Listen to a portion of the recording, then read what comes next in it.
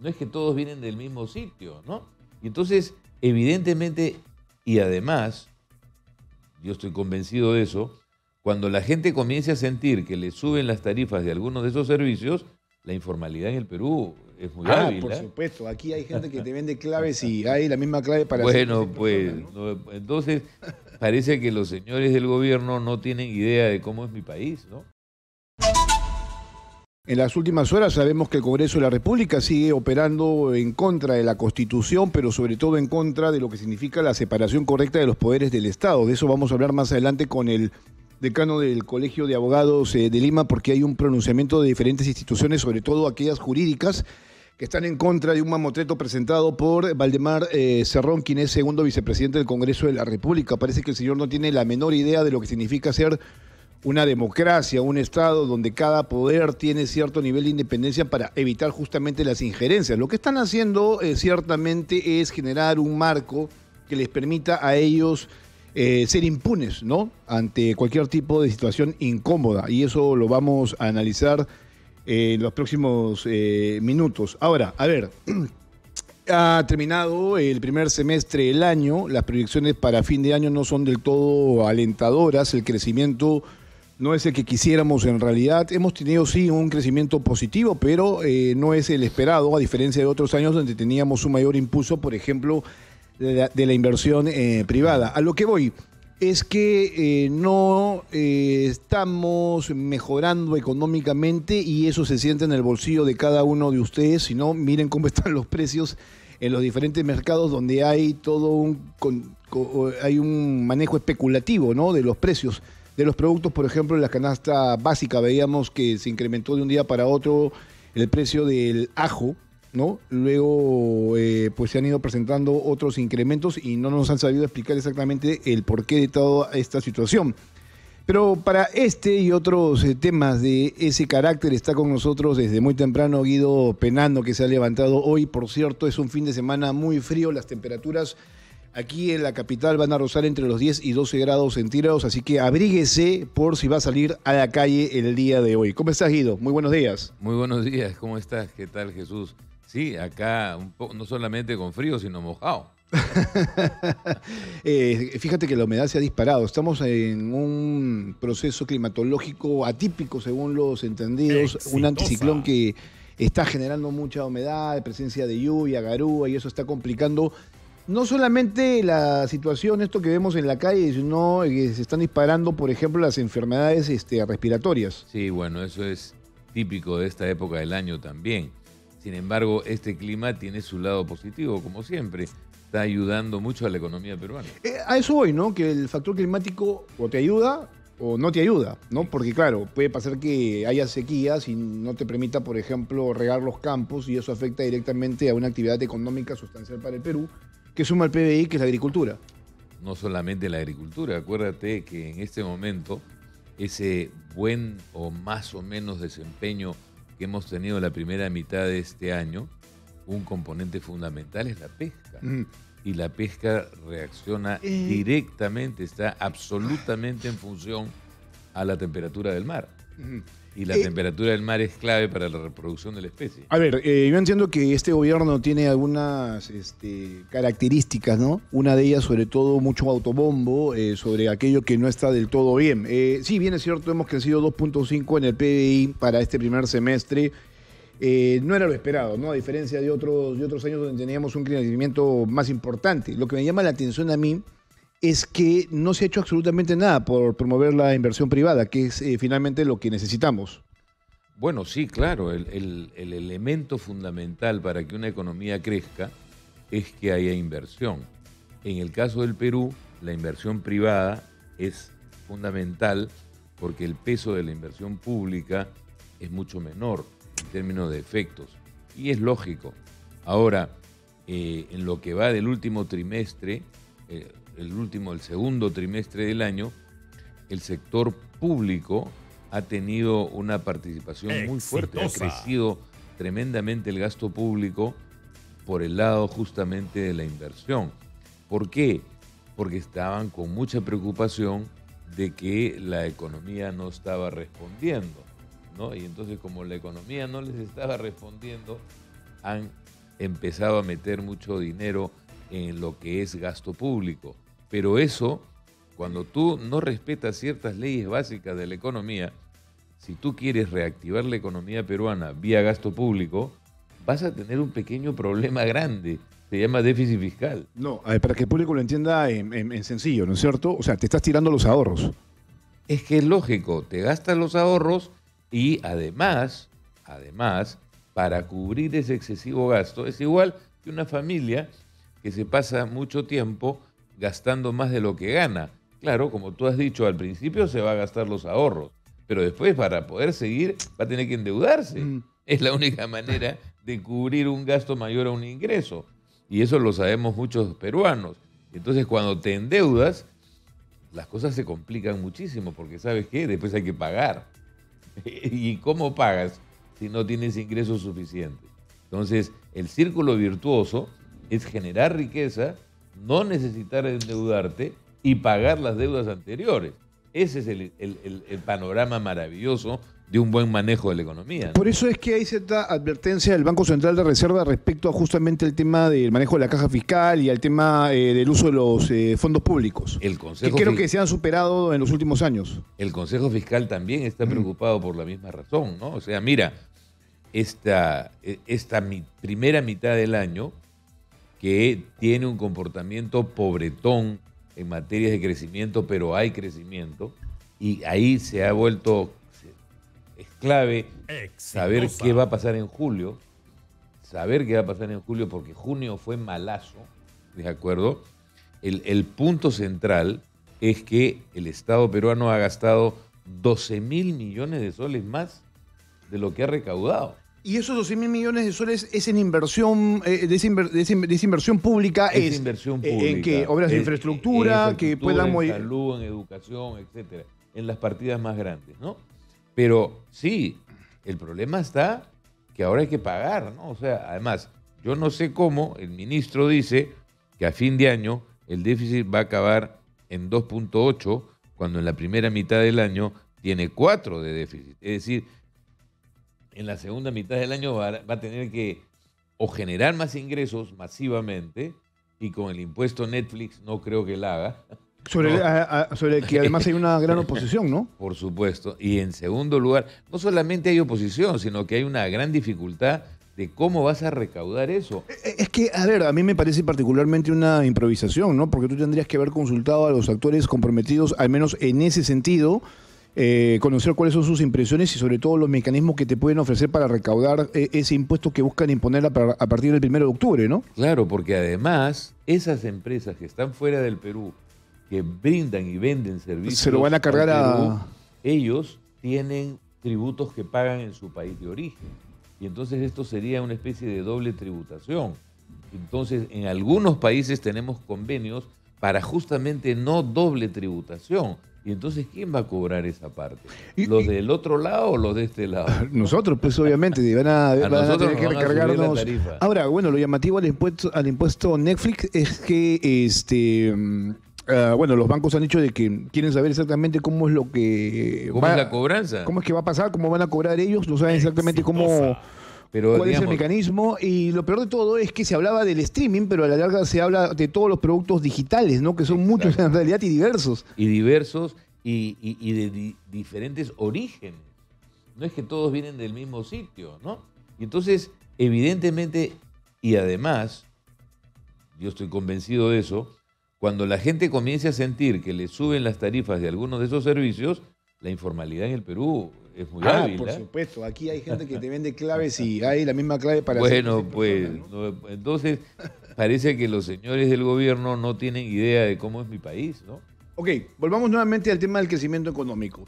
Te decía yo que hubo todo este revientacuetes, ¿no? Respecto al crecimiento, lo decía el presidente del Consejo de Ministros, el ministro de Economía. Sin embargo, hay que ser muy preciso en un aspecto.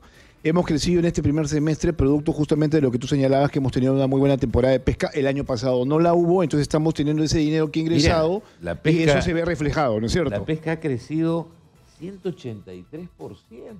Claro, antes el año pasado no hubo un solo pescado en el mar y ahora tienes una maravilla de biomasa.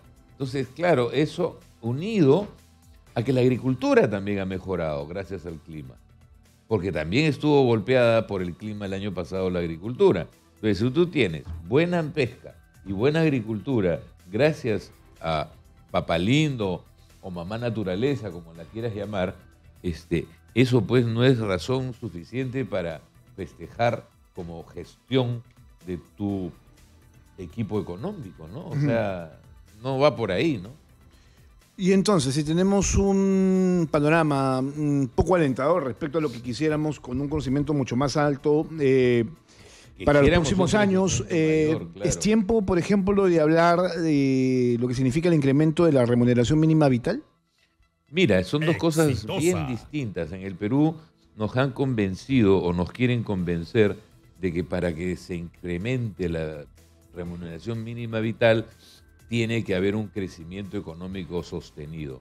¿Y por qué ese mismo argumento no se aplica cuando queremos poner, por ejemplo, la remuneración que se lleva el Estado a través de la UIT? Porque el Estado no tiene ningún problema y nos sube la UIT todos los años. Todos los años. ¿Y de qué manera? ¿No es cierto? Porque esa es la que cobra el Estado y entonces esa sí le gusta. Pero cuando tiene que reconocer que hay una retribución que hay que hacer a los trabajadores que ganan menos del mundo formal, porque el 75% de los peruanos no está dentro de la remuneración mínima vital, ¿no es cierto? Es toda la informalidad.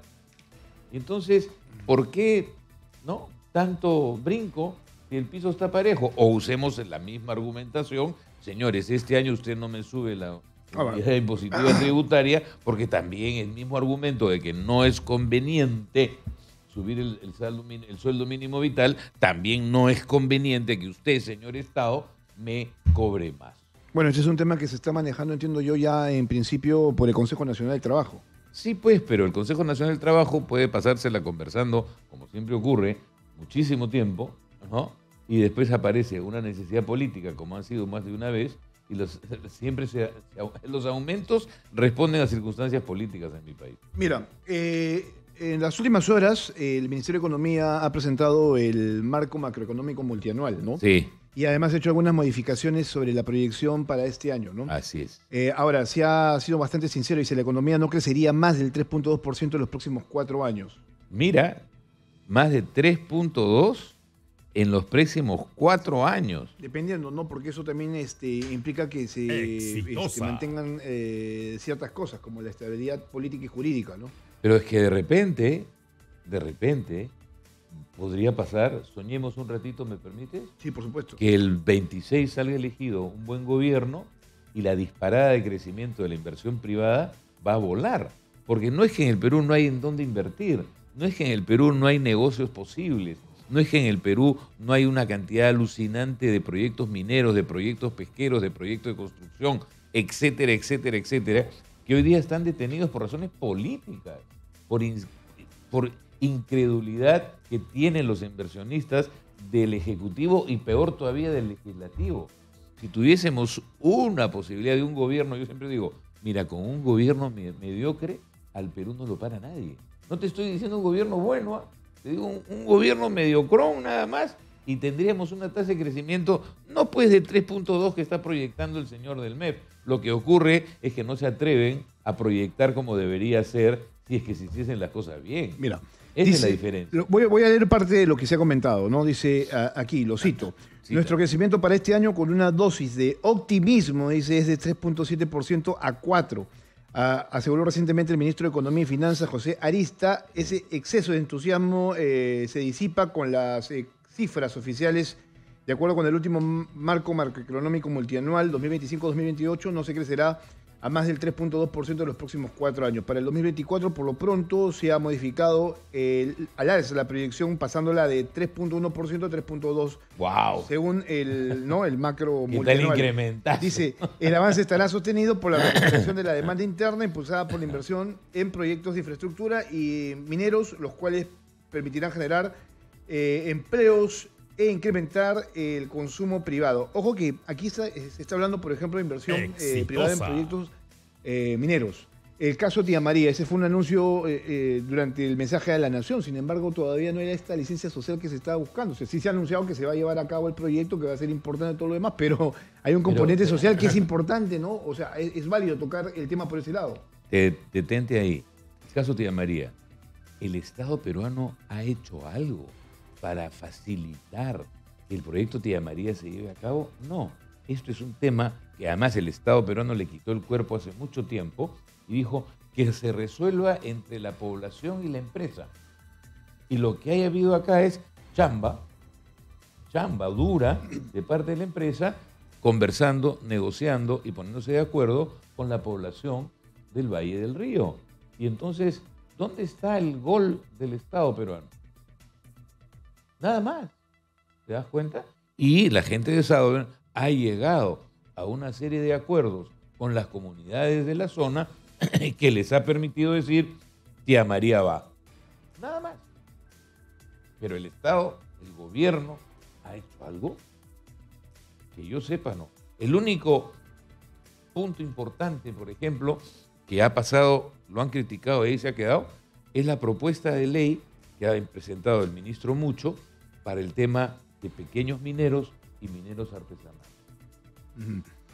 Bueno, ahí está. Eso es un punto importantísimo. Bueno, ahí tenemos básicamente ya un buen punto como para llamar la atención. Dice, en la segunda mitad del 2024 la economía consolidará su crecimiento debido al mayor dinamismo de la demanda interna y de las exportaciones en condiciones o con condiciones de financiamiento favorables, mejora de las expectativas de los agentes económicos y un entorno internacional favorable. Además, las medidas implementadas por el Poder Ejecutivo en el marco de la delegación de facultades contribuirán a impulsar la reactivación de la economía. Ahí está alguna respuesta a lo que tú te cuestionas, ¿no es cierto? Si hubo una participación o no del gobierno en ese aspecto.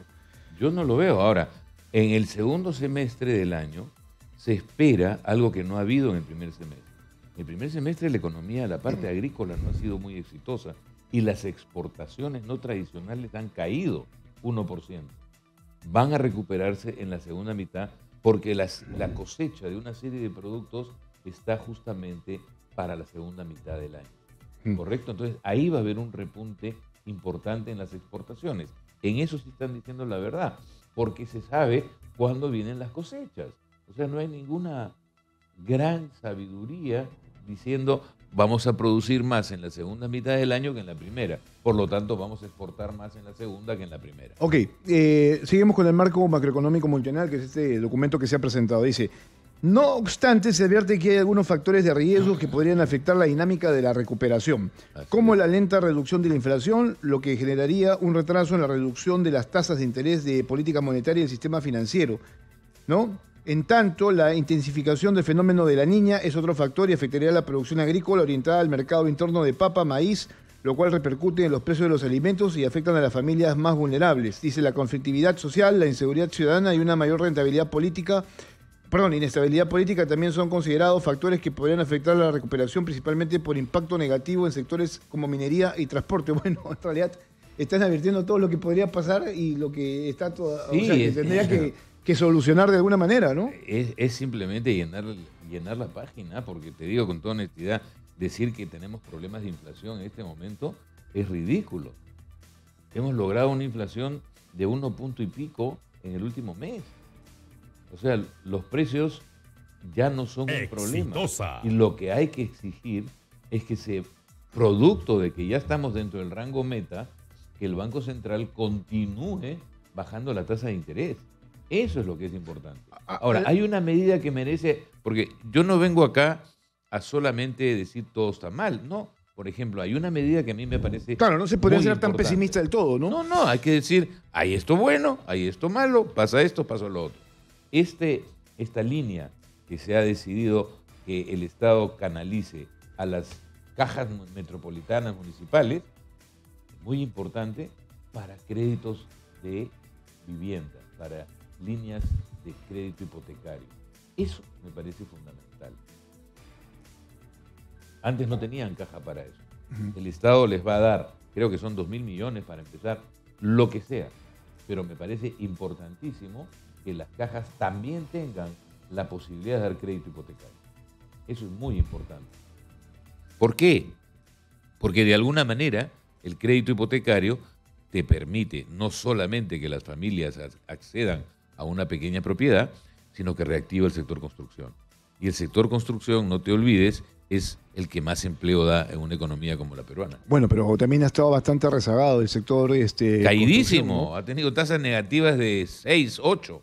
O sea, eso es... Y ha habido también un problema, por ejemplo, en la dación de crédito, ¿no? Los bancos han sido bastante cautos, han elevado su tasa de interés y eso ha generado también de que no haya mucho acceso justamente a este tipo de proyectos, ¿no? Claro, porque teníamos un temor muy grande a una inflación que estaba por encima del rango meta y entonces para recesionar esa subida de precios se subió la tasa de interés, ¿te das cuenta? Ahora que ya no hay duda que la inflación está contenida dentro del entre 1 y 2%, es el momento de bajar más activamente la tasa de interés para que las tasas de crédito hipotecario permitan a la población de clase media y clase media baja poder acceder a comprarse una propiedad. Ok, entonces a fin de año, ¿qué se tendría que proyectar para tener una mejora? O sea, ¿qué tendría que hacer el gobierno? ¿Qué podría ajustar?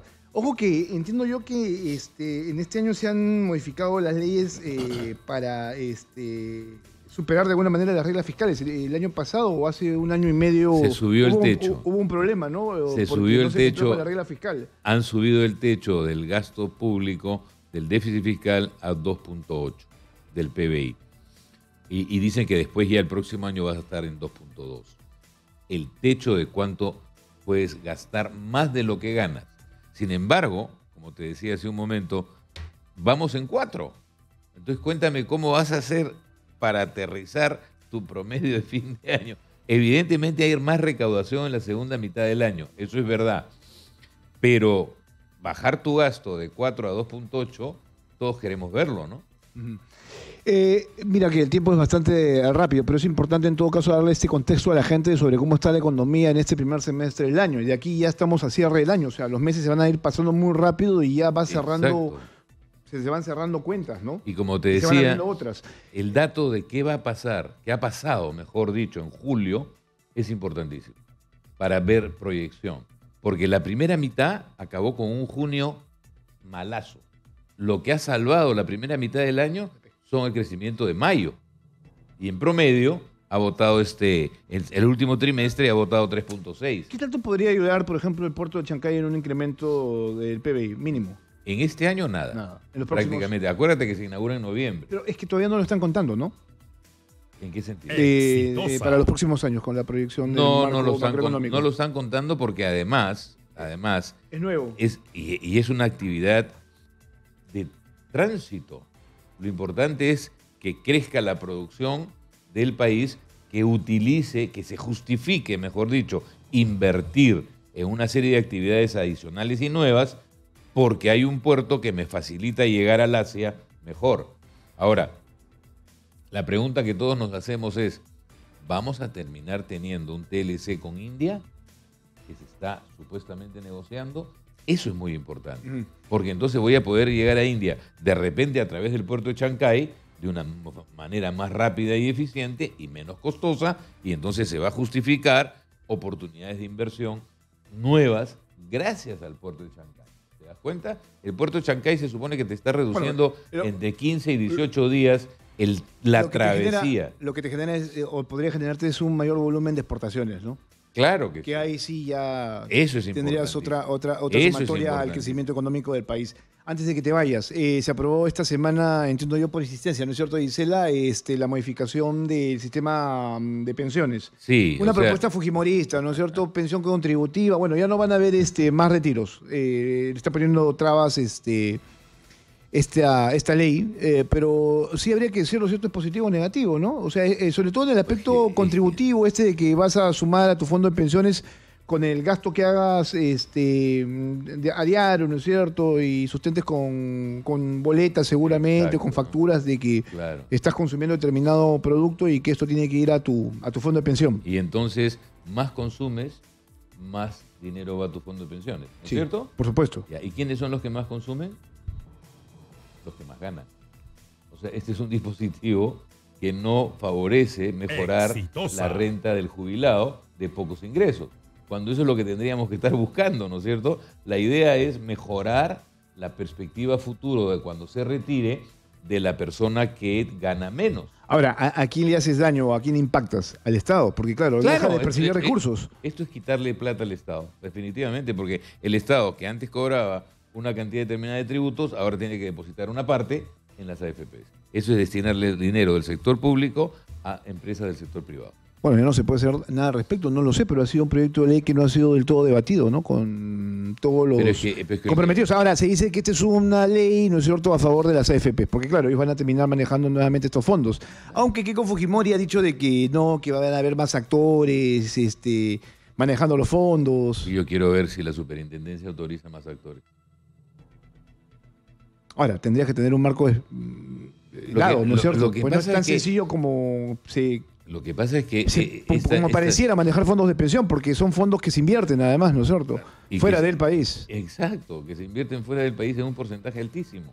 Entonces no entiendo dónde está la maravilla. Lo que tendríamos que hacer es una reforma integral del sistema de pensiones. Lo que tenemos ahora es una vieja ley maltratada y convertida en un zafarrancho absolutamente irreal, ¿no? Y que no tiene ni pies ni cabeza, salvo para aquellos que logran beneficios con estos fondos. Bien, Guido, gracias por estar esta mañana con nosotros. Un placer, cuídense mucho. Bien, Guido Penano con nosotros el día de hoy aquí en Exitosa, en Lima 95.5 del FM.